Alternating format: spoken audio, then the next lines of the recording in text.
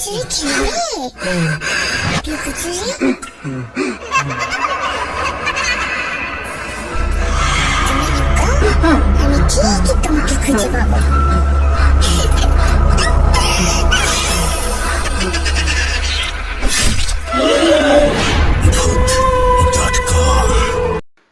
Welcome back. সবাই কেমন আছেন? আশা করি আপনারা সবাই অনেক অনেক ভালো রয়েছেন। আবারও নিয়ে আসলাম নতুন একটি ঘটনা নিয়ে। এই ঘটনাটি অনেক ভয়ঙ্কর এবং সত্য একটি ঘটনা, যেটি শুনলে আপনাদের চোখ কপালে উঠে যাবে। এই ঘটনাটি একজন আমাকে পাঠিয়েছেন যে উনাকে সুন্দরভাবে উপস্থাপনা করার জন্য, এবং ঘটনাটি খুব চমৎকার একটি ঘটনা, ভূতের ভয়ঙ্কর একটি ঘটনা, একটা হাসপাতাল নিয়ে, হাসপাতালের চরম সত্য ঘটনা। তো আমরা বেশি কথা বাড়াবো না, চলুন আমরা শুরু করি। আমাদের বাজারে রোড ক্রসিং সোসাইটির ছোট্ট একটি কেএমআরএসের কেন্দ্র আছে, যাকে সবাই আমরা রেড ক্রস বলেই ডাকতাম। সেখানে দুটি মহিলা মিডওয়াইফ ছিল, যারা রোগীদেরকে দেখাশোনা করত। এদের মধ্যে একজনকে দেখতে আমার কেমন জানি অদ্ভুত টাইপের লাগতো। উনার হাসিটা খুবই বিশ্রী, বড় বড় দাঁত বের করে হাসতো, আবার কথা বলতো খুব জোরে জোরে। আমি উনাকে দেখলেই এড়িয়ে চলতাম। উনারা আবার প্রায় সময় আমাদের বাসায় আসতো। একদিন রাতে উনারা দুজন আমাদের বাসায় আসলো। আম্মাকে বলছে, আপা পূর্ণিমা তো তাই চলে আসলো। আম্মার সাথে তুমুল গল্প জুটে দিল। রাত 12টার দিকে আম্মা আমাকে ডেকে বলল, উনারা তো যাবে না, তুমি গিয়ে রাতে রেড ক্রসিংয়ে থেকে যাও, সাথে কাউকে নিয়ে যেও। সেদিন আবার আমার আব্বা বাসায় ছিল না। আমি আবার রেড ক্রসে যেতে ভয় পেতাম, তাই প্রায় শুনতাম ওই জায়গায় অমুক রোগী নাকি মারা গেছে, তমুক মৃত্যুর প্রাণ শুনেছে। আবার রোগীদের অনেক মৃত্যুর আর্তনাদ চিৎকার আমাকে ওই জায়গা থেকে দূরে রাখতো। তবুও আমি আম্মার কথা না বলতে পারিনি। একটা টর্চ লাইট নিয়ে বাজারে এসে আমার সাথে থাকার মতন কাউকে খুঁজছি, কিন্তু কাউকেই দেখতে পেলাম না। তাই একলা একলা চলে গেলাম রেড ক্রসে। তখন আমাদের এলাকায় বিদ্যুৎ যায়নি, জেনারেটর বর্ষা, সেটাও আবার রাত 10টার পর বন্ধ হয়ে যায়। বিছানাটা সুন্দর করে জুড়ে পরিষ্কার করে দেওয়ার জন্য একটা মোমবাতি জ্বালালাম। বিছানা ঝাড়তে যাব, দেখি বিছানায় এক গুচ্ছকো কালো চুল পড়ে আছে। ভাবলাম উনাদেরই কারো হয়তো মেকিং চুল। সেটাকে টেবিলের এক কোণায় রেখে দিলাম। প্রস্রাব করার খুবই দরকার, কিন্তু আমি জানি না যে বাথরুম কোন দিকে আছে। মোমবাতি নিয়ে বাথরুম খুঁজতে খুঁজতে হঠাৎ অপারেটর রুমে চলে আসলো। সাদা দুইটি ঝুলানো এপ্রন দেখে কিছুটা ভয় পেয়ে গেলাম। তারপর সাহস করে ভিতরে ঢুকে পড়লাম। মনে হলো স্ট্রাকচার থেকে কেউ একজন লাফ দিল। চোখের আড়াল হয়ে গেল। তখন সত্যি সত্যি অনেক ভয় পেয়ে গেলাম। তাড়াতাড়ি ওই রুম থেকে বের হয়ে দরজার সিটকারি মেরে দিলাম। প্রস্রাব না করেই এসে শুয়ে পড়লাম। ঘুমানোর চেষ্টা করছি অনেক, সাথে মনে মনে সূরা কালাম পড়ছি। কখন যে ঘুমিয়ে পড়েছি খেয়াল করি নাই। মাঝরাতে হঠাৎ একটা খসকানের আওয়াজে ঘুম ভেঙে গেল। আওয়াজটা হলো বিড়ালের টিনের বোঝার মতন, নখ দিয়ে খামড়ানোর মতন। আমি চুপ করে শুয়ে রইলাম, শব্দের আওয়াজটা বোঝার চেষ্টা করছি এবং সাথে উৎসাহটা। হঠাৎ আমার চোখ পড়ল আমার মাথার উপর একটা টন্ডার মাঝে। আবসা আবসা অন্ধকারে বোঝা যাচ্ছে কিছু একটা ঝুলে ঝুলে নড়ছে, আর সেখান থেকেই আওয়াজ আসছে। আমি বয়ে বয়ে হাত দিয়ে টর্চ লাইট করছি। এমন সময় আমার ঘরের দরজায় জুড়ে জুড়ে আওয়াজে আমাকে ডাকছে, আমার কণ্ঠ না। আমি দৌড়ে গিয়ে দরজা খুললাম। আম্মা আমাকে জড়িয়ে ধরলো, জিজ্ঞেস করলো সব ঠিক আছে তো। পিছন থেকে তাকিয়ে দেখি ওই দুইজন মিডওয়াইফ দাঁড়িয়ে আছে। ওনারা হাসছে। আম্মাকে বলছে, আপা এগিয়ে দিয়ে আসতে হবে নাকি, একা একা যেতে পারবে? আম্মা কিছু না বলেই আমার হাত ধরে বলল, এসো। আমি আম্মার সাথে সাথে হাঁটছি আর ভাবছি টন্ডার মাঝে কি ঝুলেছিল। আর কেনই বা এত রাতে আম্মা ছুটে আসলো আমার কাছে, আর কেনই বা ওই মহিলা হাসি মাখা প্রশ্নে আমাকে প্রশ্ন করলো। ওই মহিলাদের হাসি মাখা প্রশ্নে আম্মা কিছুই বলল না। রাস্তায় একটি কুকুর কাঁদছিল। কুকুরের কাদাই যেন এই জন্য মরার কান্নার মতন মনে হচ্ছিল। আমি আম্মাকে কিছু একটা জিজ্ঞেস করতে চাইছিলাম, আম্মা কথা বলতে মানা করলো।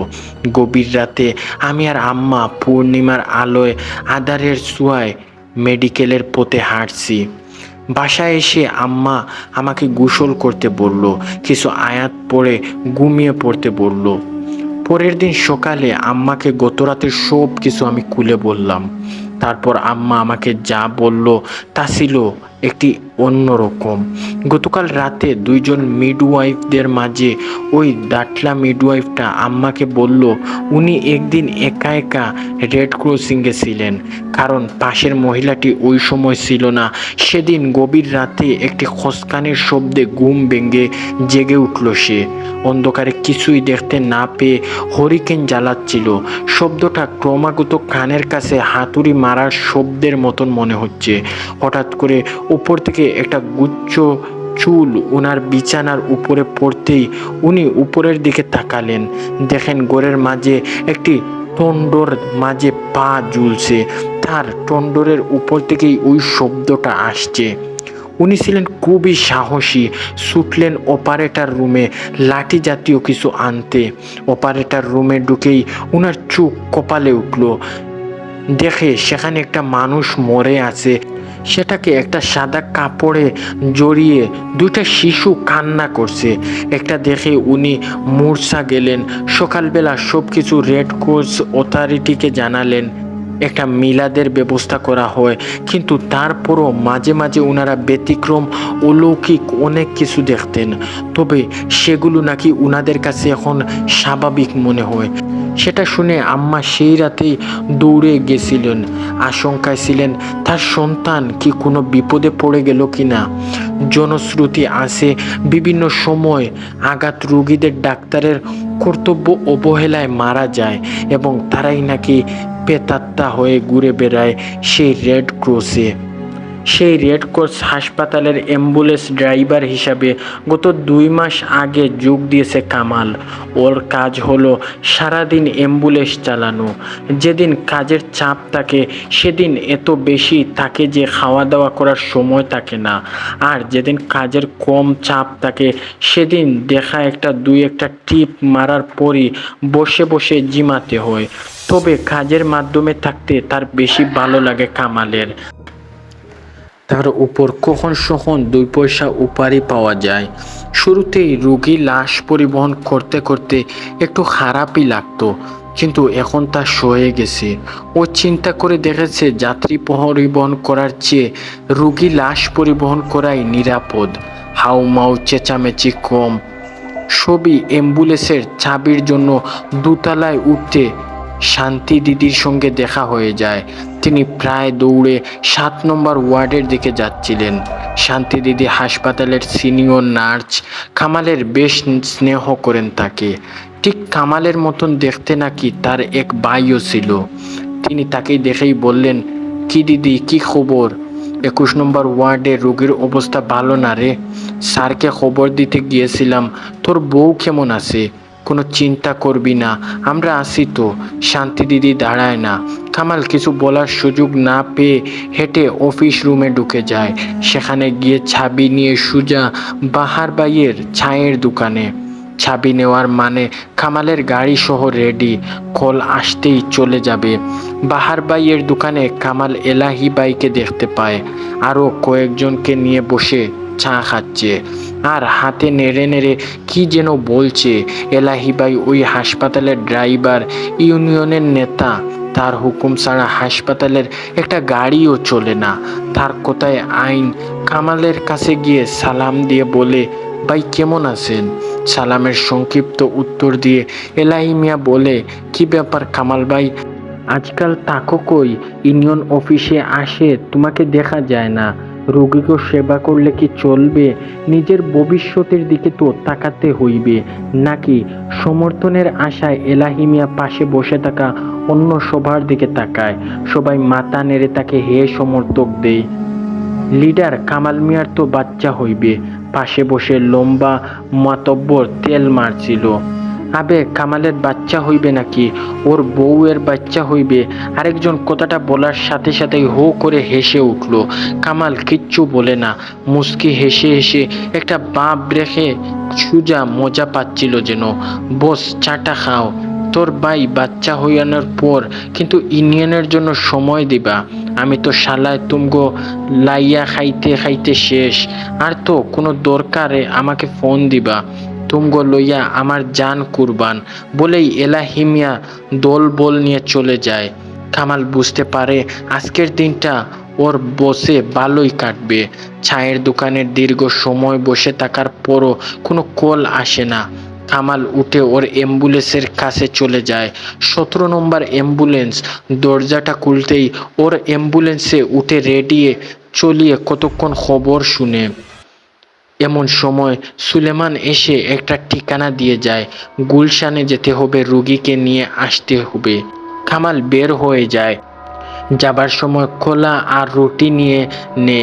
বাহারের দোকান থেকে দুপুরের খাবার হিসাবে খাবে বলে, খাতায় লিখে রাখতে বলে। ও টান দিয়ে গাড়ি নিয়ে বের হয়ে হাসপাতালের গাড়ি চালানোর আরেকটা সুবিধা হলো রাস্তায় রাস্তায় সার্জেন্টের সঙ্গে ঝামেলা পড়তে হয় না। কোথায় কোথায় অ্যাম্বুলেন্সের সাইলেন্সার শুনলে প্রধানমন্ত্রীর গাড়িও নাকি সাইড দেয়। কথাটা অনেকটা সত্য। দেশের অবস্থা একটা ভালো না। হাসিনা খালেদা দুজনই বন্দি, কখন কি হয় বলা যায় না। তাড়াতাড়ি গুলশান থেকে ফিরতে পারলেই দায়িত্ব শেষ। দায়িত্ব শেষ করেই বাসায় ফেরা যায়। মায়া বাসায় একলা। দুবার এর সঙ্গে ফোনে কথা হয়েছে।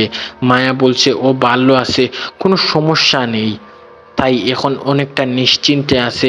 গুলশান থেকে ফিরতে ফিরতে রাত হয়ে যায়। দোতলায় চাবি জমা দেওয়ার জন্য আসতেই কামাল খবর পায় শান্তি দিদি ওকে কয়েকবার খুঁজছে। অফিস রুমে খবর দিয়ে যেন আসতেই 7 নম্বর ওয়ার্ডে চলে আসছে। 7 নম্বর ওয়ার্ডটা খুব বড়। ঢুকতেই হাতের ডান পাশে নার্সের বাসার জায়গা।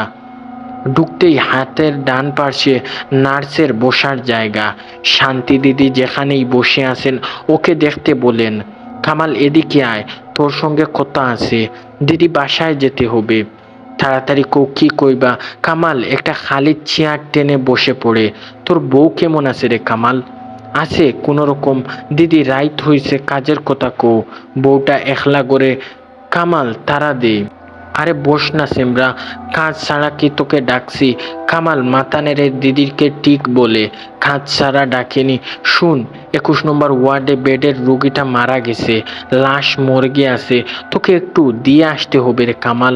কি কও এত রাইতের বেলা? জাকিরার তো নাইট। ওরে কও। কামাল চলে যাওয়ার জন্য দাঁড়িয়ে যায়। আরে শুন, তোর তো টাকা দরকার। মালদার পার্টি, পাতের খরচ বাদ দিয়া মনে হয় 1,500 দিবে। জাকির গেছে সাভারে, আসলে কমু, ও মনে হয় রাজি হইবে। সামনে তোর পুলা পাইন হইবে, হাতে টাকা পয়সা দরকার। তাই আমি তোকে কইলাম, এখন যাওয়া না যাওয়া তোর মর্জি। 5,000। কামাল একটু দ্বিধায় পড়ে যায়। আসলেই তো ওর হাতে তেমন কোনো টাকা পয়সা নেই। প্রতি মাসে মাটির ব্যাংকে এতদিনে যা জমিয়েছিল সব মিলিয়ে হয়তো 5,000-এই হবে। এ সময় 5,000 টাকা হলে বাচ্চা হওয়ানোর সময় অনেক নিশ্চিত হওয়া যায়। কিন্তু দিদির মায়া তো বাসায় একলা, দেরি করলে ভয় পাইতে পারে। আরে সেমরা কয় কি, বাসায় ভয় পাইবে কেন সে? লাগলো আমি যাওয়ানোর সময় একবার দেখা যাবো। শান্তি দিদি খাতায় কিছুটা লিখতে লিখতে বলল, কই যাইতে হইবে? মাথায় চুলকাতে চুলকাতে কামাল জিজ্ঞেস করে, কুমিল্লা। শান্তি দিদি লেখা বন্ধ না করেই বলে, ওমা কৌ কি দিদি, কুমিল্লা? কামাল আটকে উঠে, তাহলেই তো ফিরতে ফিরতে বুর হয়ে যাবে। আরে হবে না, বুর হইবে না। এই তো দৌড় 3টা 4টা বাজতে পারে। সেইটা তো বুড়ি। কামালি ডিউটি আসে না, কখন ঘুমামো কখন যামো কিছুই তো বুঝতে পারছি না। কাইল 12টার দিকে আবি। সুপার স্যারকে আমি কইয়া রাখবো, কোনো অসুবিধা হইব না। শান্তি দিদি ফাইলটা আলমারিতে রাখতে রাখতে বলল, একটা কথা কও দিদি, তোমার এত গর্জকে বালাই পাইছো মনে হয়। আরে সেমরা মর, আমার আবার গর্জ কি? তুই যখন মরবি তখন তোর লাশটাও আমি মানুষের হাতে পায়ে ধরমু। আহা দিদি রাগ করো কেন? শুন দিদি, কামালের কানের কাছে মুখ এনে ফিসফিস করে বলে, যে মরেছে সে অনেক বড় লোক আসিল। বড় লোক যেমন খালসাত ভালো হয় না, তেমনি ওই বেটার ওই আসিল। শেষ বয়সে 3টা বিয়া করছে। কচি কচি মাইয়াগুলো ওই এক সপ্তাহে বুইড়ার লাগি যা করলো, এখন মরার পরও লাশ নিয়া বাইয়া আছে। তুই যাইয়া পৌঁছে দিয়ায়, তোর কাম শেষ। শান্তি দিদি ওর হাতে একটা সাদা খাম দে। কি এইটা? কামাল অবাক হয়ে জিজ্ঞেস করে। কি আবার? টাকা আর ঠিকানা, যেহেতু যাবি আর গাড়িতে গিয়াবো। কিন্তু দিদি, এতটা পথ এই রাইতের বেলা লাশ নিয়া একলা একলা যাইতে পারবো না। আরে সেমরা, একলা যাবি কেন? বুইরার 3টা বউ যাইব তোর লগে, দেখিস আবার তুই না বুইরা হইয়া যা। নিজের রসিকতা নিয়ে শান্তি দিদি হেসে উঠল। কি যে কৌ দিদি, আমি তাহলে গাড়িতে যাই। যা, আর ওর বউগণ লোকের চিন্তা ভাবনা করে কথা বলবি। আমি তো দিদি আছি, যা বাঘ। কামাল বের হয়ে যায়। হঠাৎ করেই টাকাটা পেয়ে মেজাজ ভালো হয়ে যায়। যেতে যেতে মায়ার সঙ্গে যেন কথা বলে, মায়াকে জানায় ওকে এখন কুমিল্লা যেতে হবে, ফিরতে রাত হবে। মায়া যেন কোনো চিন্তা না করেই যত তাড়াতাড়ি সম্ভব ও ফিরে আসবে। কামাল নিচে নেমে লাশ ওর গাড়িতে তোলা হয়ে গেছে। মনির মিয়া গাড়ির পাশে দাঁড়িয়ে হাঁপাচ্ছে। এত বাড়ি কারো শরীর হয়? 4 জন মিল্লা তো তুলতে যে কষ্ট হয়েছিল। কামালের দিকে তাকিয়ে হাত ডুলতে ডুলতে কথা শুনে এক নিঃশ্বাস বলে মনির মিঞ্জা, অনেক বাড়ি নাকি? পাল্টা জিজ্ঞেস করে কামালে তাকায় অ্যাম্বুলেন্সের ভিতর। বাম পাশের বেডের উপর লাশটা রেখে সাদা একটা চাদর দিয়ে লাশটা ডেকে দেওয়া হয়েছে। মিনির মিঞ্জা বাম দিকে দরজা বন্ধ করে দেয়। কালো বোরকা পরা লম্বার মতন 2জন মহিলা দাঁড়িয়ে আছে। গাড়ির পাশে একবার কামালের দিকে তাকিয়ে 2জন নিচু সুরে নিজেদের মধ্যে কথা বলতে থাকে। কামালের কান পর্যন্ত সেই কথার আওয়াজ পৌঁছায় না। কাগজ নিয়ে আরেকজন বোরকা পরা মহিলা কামালের কাছে এসে বলে, আপনি কি যাবেন ভাই? কামাল উপরের নিচে হাঁ সূচক মাথা নাড়ে। তা হলো, চলুন যাই, রুয়ানা হই। মহিলা মিনির মিয়ার হাতে কয়েকটা 100 টাকার নোট দিয়ে অন্য 2জন মহিলার দিকে তাকিয়ে বলে, কই তোমরা আসো। সবার উঠে বসতেই কামাল অ্যাম্বুলেন্স ছেড়ে দেয়। গড়িতে তখন বাজে কাটায় কাটায় রাত 12টা। রাস্তার খুব একটা গাড়ি নেই। স্টেডিয়াম বাতির আলোয় পথঘাট যেন ভৌতিক মনে হচ্ছে। কামাল এমনকি ভূত পেত বিশ্বাস করে না, তবুও নির্জন রাতে কেমন যেন ওর শরীরে কাঁটা দিয়ে যায়। গাড়ির গতি ঘন্টায় 60 রাখে কামাল মনে মনে ঠিক করে। কোনো অবস্থাতেই গাড়ির গতি 60 কিমির উপরে নিবে না। কামালের শ্বশুর ছিল ওর উস্তাদ, যে শিখিয়েছে রাতের বেলা রাস্তাঘাট যতই ফাঁকা হোক না কেন, কোনো একটা নির্দিষ্ট গতিতে গাড়ি চালালে কোনো অ্যাক্সিডেন্ট হয় না। কামাল কথাটা বিশ্বাস করে, তাই আগে পাগে মনে মনে গাড়ির গতি ঠিক করে নেয় ঘন্টায় 60 কিলোমিটার। সংসদ ভবন এর সামনে আসতেই বৃষ্টি শুরু হলো। কামাল মনে মনে হলো বৃষ্টি হবার আর সময় পেল না। কামাল গাড়ির গতি আরো কমিয়ে আনে আসাদ গেটের আড়তের সামনে। আসতেই সিগন্যাল পড়ে গেল। কামাল একবার ভাবলো টান দিয়ে চলে যাবে কিনা, কিন্তু পরক্ষণেই ভাবলো না, অস্থির হবার কিছুই নেই। ও গাড়ি থামিয়ে গ্রিন বাতির জন্য অপেক্ষা করে। রাস্তা প্রায় ফাঁকা, কোনো জনমানব নেই। ডান বামে তাকাতেই ওর কেমন একটা গা সোম করে উঠে। দূর যত সব ফালতু চিন্তা ভাবনা। 1 কিলো আসতে পারলো না আর ভূতের চিন্তা পেয়ে বসেছে। নিজেই সান্ত্বনা দিচ্ছে কামাল। বাম পাশের জানালা দিয়ে একটা মুখ উকি দিয়ে চমকে উঠে চিৎকার করে, কামাল রে! কে কে? জানালার দিকে ভিতরে তাকিয়ে আছে এক বুড়ো, মাথায় এলোমেলো সাদা চুল, দুই হাত দিয়ে জানালার কাঁচ চেপে ধরে আছে, দাঁতগুলো কেমন যেন ফাঁক ফাঁক। লোকটা বলে উঠে, দে দে টাকা দে, ভাত খামো, দে। মেজাজ খারাপ হয়ে যায় কামালের, মনে হয় নাই মা দুইটা চোর মারি, হারামজাদা ভিক্ষা চাওয়ানের আর সময় পায় না। মর যাইয়া ওই শট ফাঁক দিয়ে বুড়োকে তুতু দেয় সে, মনে মনে গোজ করলেও বুক পকেট হাতের 5 টাকার একটা নোট বের করে লোকটার দিকে বাড়িয়ে দেয়। লোকটা টাকাটা নিয়ে বাঘ তাড়াতাড়ি বাঘ। কথাটার আগা মাথা কিছুই বুঝতে পারলো না। কামালের কাছে লোকটার করে হয়তো পাগল টাগল হইবে, তার কাছে মনে হয়। ঠিক ওই সময় ওর পিছনে ছোট্ট জানালায় টোকা দেবার শব্দ হয়। কামাল ওর ঠিক পিঠ লাগানোর যে জানালা, সেটার একটু ফাঁক করে ওর পিছনে তাকাতেই বলে, জি বলেন, কি হয়েছে? পিছন থেকে 3 জনের একজন জিজ্ঞেস করে, না কিছু না। সিগন্যাল ছেড়ে দেওয়ায় কামাল গাড়িটা টান দেয়। কামাল বাম পাশের মিরবে তাকাতেই বুড়োকে আবারও দেখতে পায় না সে। মনে মনে ভাবে, আরে গেল কোথায় লোকটা?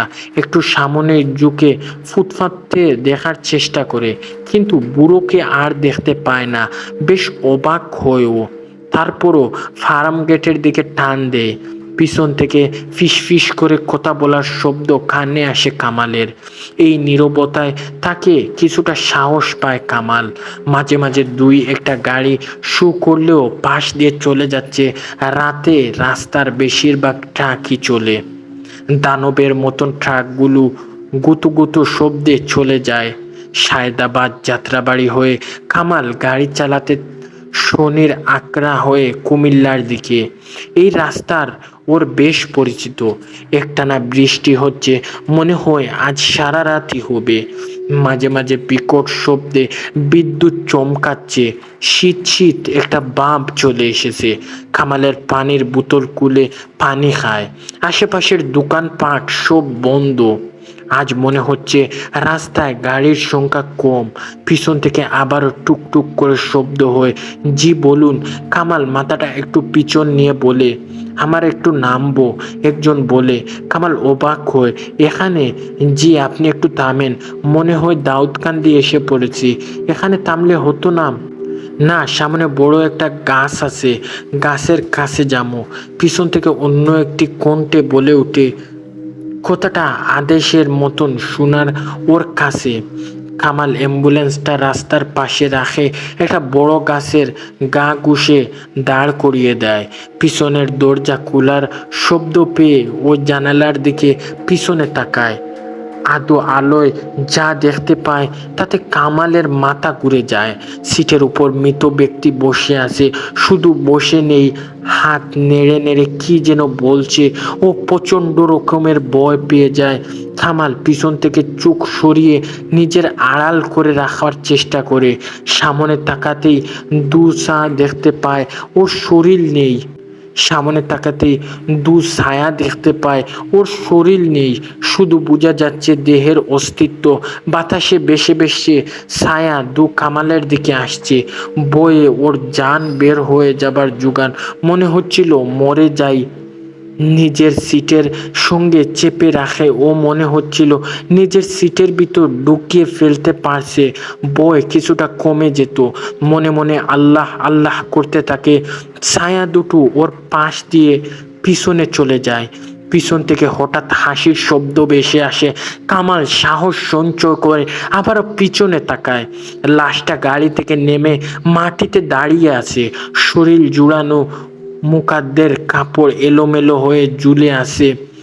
লোকটার হাতে সাদা কাপড়ের একটা পুটলির মতন কিছু। 2জন মহিলা দাঁড়িয়ে আছে লোকটার ঠিক সামনে। একজন পুটলি একটু ফাঁক করেই কামাল একটু শিশুর মাথা দেখতে পায়। লোকটা পুটলিটা গাড়ির ভিতর ছুঁড়ে মারে। প্রায় সাথে হুড়মুড় করে সবাই গাড়িতে উঠে পড়ে। শরীরে কামালের শরীর শক্ত হয়ে গেছে। একবার ভাবলো গাড়ি থেকে নেমে দৌড় দিবে কিনা, কিন্তু কোথায় যাবে? তার চেয়ে ভালো কিছু না দেখার বান করে থাকলে হয়তো জানে বেঁচে যাওয়ার মতন হবে। ও মনে মনে প্রার্থনা করতে থাকে, আল্লাহ বাঁচাও। পিছন থেকে টোকা দেবার শব্দ আসতেই কামাল চমকে উঠে গাড়ি চালায়। বাড়ি একটা কণ্ঠে কামাল চাবিতে হাত দিতেই গাড়ি স্টার্ট হয়ে যায়। কামালের মাথা কাজ করছিল না। গাড়ি রাস্তার উঠার সাইড মিরে দেখতে পায় ছায়া দুটো এখনো দাঁড়িয়ে আছে, হাতে ধরে আছে সাদা মতো দুই পুটলি। এখন আর বৃষ্টি পড়ছে না, তার মাঝে মাঝে বিদ্যুৎ চমকাচ্ছে। মেইন রাস্তা ধরে গাড়ি চালাচ্ছে। কামালও চালাচ্ছে না বলেই নিজে নিজে চলছে বললেই ভালো। কোনো এক মুহূর্তে গাড়ির উপর ওই গাড়ি নিজে নিজে চলছে কিভাবে? পিছন থেকে চুকচুক শব্দ ভেসে আসছে। কামাল নিজেকে সামলে সাহস সঞ্চয় করে আবারও পিছনে তাকায়। দেখতে পায় দুজন কারো দুপাশে বসে মাথায় শোবার দিকে তাকিয়ে সেই বাচ্চাটা কি যেন খাচ্ছে, এবং সেই লাশটা সেই বাচ্চাটা খাচ্ছে। এবং এটা দেখার পর কামাল জ্ঞান হারিয়ে ফেলে। কামালের যখন জ্ঞান ফিরে তখন সে দেখতে পায় অ্যাম্বুলেন্স সহ সে একটা ধানের খেতে পড়ে আছে, এবং তার গাড়িতে কোনো লাশ নেই। সেই মহিলা দুটো উধাও হয়ে গেছে। এক কথায় বলতে গেলে সে একা একা অ্যাম্বুলেন্সের ভিতর পড়ে আছে। পরে কিছু স্থানীয় লোকজন তার অ্যাম্বুলেন্সটি উদ্ধার করে এবং উদ্ধার করে তাকে সেই হসপিটালে পৌঁছে দেয়, যেই হসপিটালে সে চাকরি করত। এরপর থেকেই এই চাকরিটা কামাল আর করে না।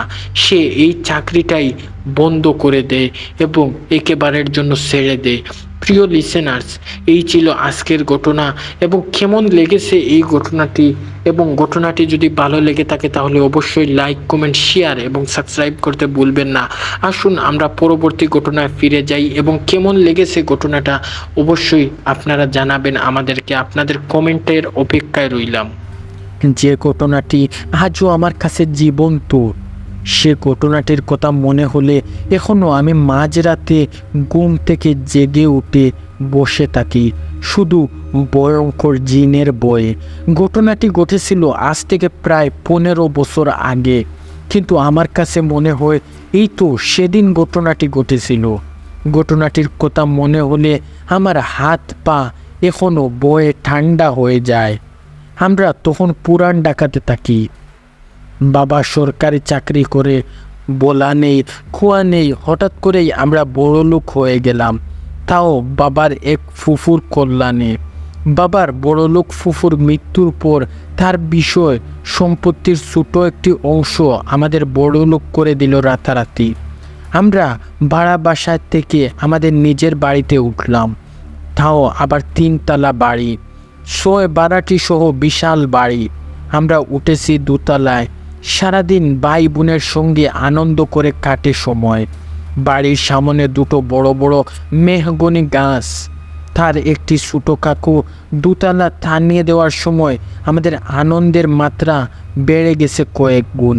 সারাদিন হইচই, বিকালবেলা সবাই মিলে ছাদে খেলা করতাম। এত বিশাল ছাদ আমি আগে কখনো কল্পনা করতে পারতাম না, তাও আমার নিজেদের ছাদ সাধারণত মা তালা দিয়ে রাখত, শুধু বিকেল বেলায় খুলে দিত। সন্ধ্যার পর শুধু পড়তে বসতাম। রাতে খাওয়া দাওয়ার পর কাকুর কাছে গল্প শুনতে বাসায় যেতাম। কাকু নিত্য নতুন ভূতের গল্প আমাদের আরও ভয় পাইয়ে দিত। মাঝে মাঝে মাও আমাদের সঙ্গে এসে যোগ দিতেন। গল্প শেষে মা প্রায়ই শেষে বলতেন ভূত বলে কিছুই নেই। দেখতে দেখতে আমার এসএসসি পরীক্ষা চলে এলো। ভালো রেজাল্ট করতে পারলে বাবা রেসিং সাইকেল কিনে দিবেন, তাই রাত জেগে পড়াশোনা করছি। ভালো রেজাল্ট করতে চাইলে আমার সাইকেলটা দিয়ে দিবে মনে হয়। বাসায় সবাই ঘুমিয়ে গেলে আমি সারা রাত জেগে বসি। মাঝে মাঝে ঘরের ভিতর হাঁটাহাঁটি করি। বেশি খারাপ লাগতে ছাদে চলে যাই। কাকুর বাসমতে রাতে একটি বাসা আছে। তাছাড়া রাতে আকাশ আমার কাছে দেখতে খুবই ভালো লাগে। বিশাল রহস্যময় আকাশের শৈল্পিক কার্যকলাপ আমাকে সবসময় মুগ্ধ করে দেয়। সেদিন ছিল পূর্ণিমার রাত। রাত প্রায় 3টা বাজে। আমি গভীর মনোযোগ দিয়ে পড়ছিলাম। বাসায় সবাই ঘুমে। হঠাৎ ছাদ দেখে দুপ দুপ শব্দ এলো। বিকালবেলায় আমরা ছাদে খেলতে যেমনটি শব্দ হয় ঠিক তেমনটি। আমি বেশ অবাক হলাম, এত রাতে ছাদে আবার কে খেলছে। কাকু আর আমি একই রুমে থাকি। বেশ কয়েকবার শব্দ হওয়ায় কাকুকে ডাক দিলাম। কাকুর ওটার নামই নেই। কাকু নেমে ঘুমাচ্ছিলেন। অনেকক্ষণ ডাকাডাকি করার পর কোনো রকম মাথা তুলে বললেন, তুই গিয়ে দেখ না কে, ইঁদুর টিঁদুর হয়তো হবে। বলেই কাকু আবারও নাক ডাকতে শুরু করলেন এবং তিনি গভীর ঘুমিয়ে গেলেন। এদিকে ছাদের শব্দে দৌড়াদৌড়ি পর্যন্ত পৌঁছে গেছে। আমি আশ্চর্য হয়ে লক্ষ্য করলাম, আমার তেমন ভয় করছে না, বরং দেখতে ইচ্ছা করছে যে এত রাতে ছাদে কে দৌড়াদৌড়ি করছে। আমাদের রান্নাঘরের দোতলায় মা ছাদের চাবি ঝুলিয়ে রাখেন। আমি ঘর থেকে বের হয়ে ছাদের চাবি নিলাম। আমাদের ফ্ল্যাট থেকে বের হতেই ডান দিকে গিয়ে গেছে ছাদের সিঁড়ি। প্রতিটা বারান্দায় বাতি জ্বলছে। 3 তলার বারান্দা, গুরু ছাদের সিঁড়ি।